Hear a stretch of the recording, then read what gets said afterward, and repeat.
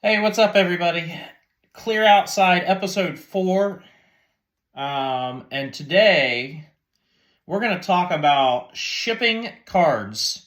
I'm going to give you my tips on kind of how I do things as far as shipping the cards, what I do to prep, and actually everything that I do to actually send them on their way to somebody. So hopefully this will help somebody down the road, whether you just are, a casual collector that maybe is making a trade or a sale here or there, or if you're somebody that's, really wheeling, dealing, flipping, whatever.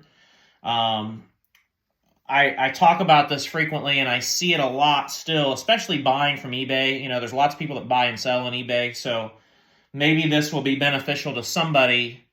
So I thought it'd be a good video to make. So I'll take you through a couple of things. Probably the simplest and most easiest thing to show everybody is, and obviously the camera is probably going to be reversed for you guys, but so take this Tony Stewart National Treasures autograph. The first thing I do, obviously, is make sure that it's in a sleeve and top loader. You should never put a card in a top loader without a penny sleeve. Make sure you're using the correct penny sleeves. And I recommend to make sure you spend the time and energy and a few extra dollars to get the correct size top loaders. This one is a 100-point top loader. So anyway, sleeve, top loader, painter's tape just across the top. You guys can probably see that. Just real simple. Just a small little piece. Doesn't need to be big. Painter's tape, though. Don't use Scotch tape. I'm going to stick the owner's name on it just so I don't forget. I don't want to show his name necessarily, but so the next thing I do is I put it in a team bag. These are resellable team bags. You can get them from a whole bunch of different sources. Just rip that off, seal it up. So now it's in a sleeve, top loader, painter's tape, and in a team bag. The next step for this card when I'm shipping it is I like to put them in an envelope, just a plain white envelope. I do this for a couple of reasons. It kind of takes up a little bit more space. It occupies some more physical space inside the bubble mailer, as you can see. Instead of just the card flopping around, it kind of gives it a little bit of a buffer so it can't move as much. Also, just in case this would go through a machine that could potentially rip through this, it's one more layer.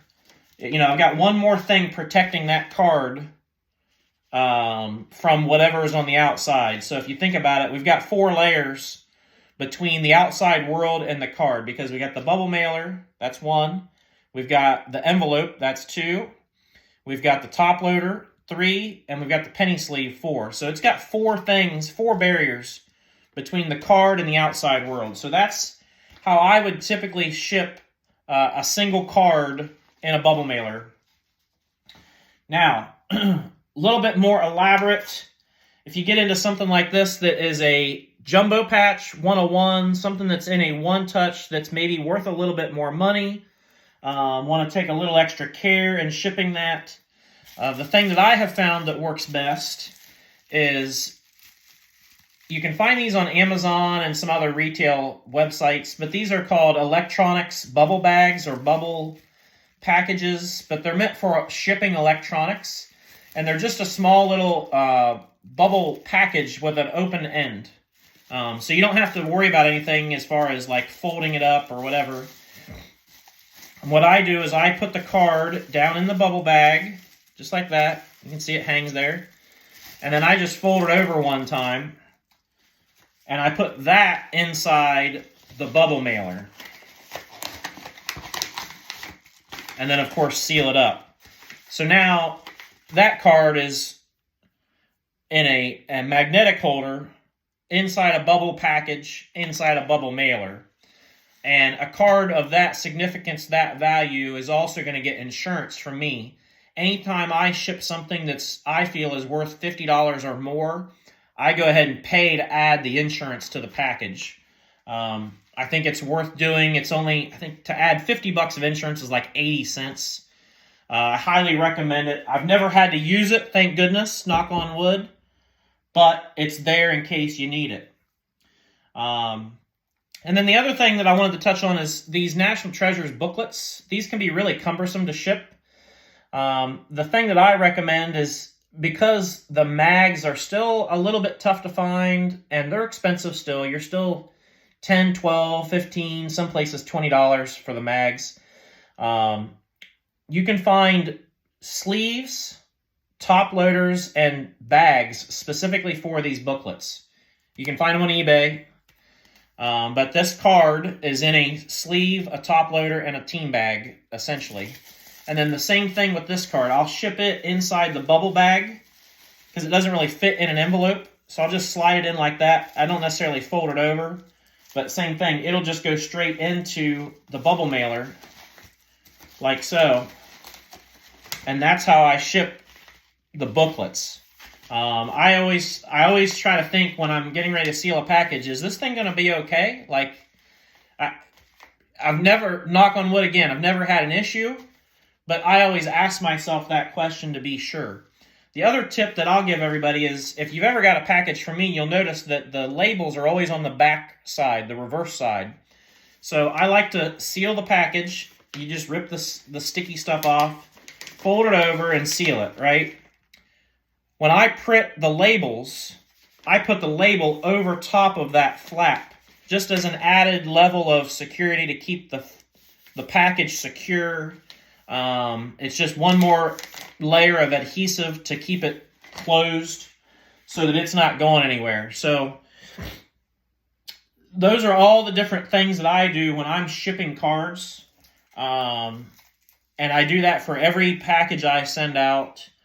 Some of you may see the only variance is if I'm shipping a larger stack of cards, I won't use these small envelopes. I'll use a bigger envelope because it can fit more cards in it, and I'll fold it over one time. And I have, depending on the stack of cards that I'm sending somebody, I have different size team bags, from a team bag that'll hold 1 to 2 cards all the way up to a team bag that'll hold 4 large relics in one team bag together. So it's important to not only use the correct penny sleeve for the card. Anything thicker than a 55-point card has to go in a thick penny sleeve. You can get away with standard penny sleeves for up to 55 point. Beyond that, you need a thick penny sleeve to do it correctly. And then I have top load sizes anywhere from standard 35, 55, 100, 138, 160, 180, 260. Actually, I have 197s in there too, but they're really close to the 180s. I've got mags in all of those different ranges as well.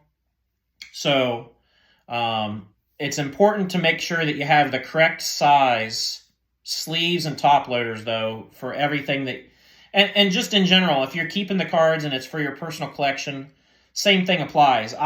You guys know, if you know me at all, you know I'm extremely OCD and picky. So everything I do as far as my personal collection, I might have to do a video just about that, but I'm extremely picky, and everything has to be in the correct sleeve, correct top loader, correct. Every single card in my collection is in its own team bag.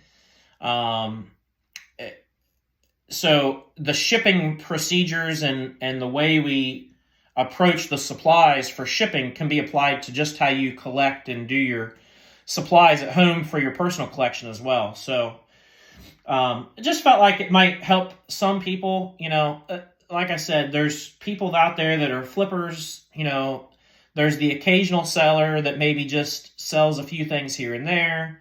There's people that sell on eBay.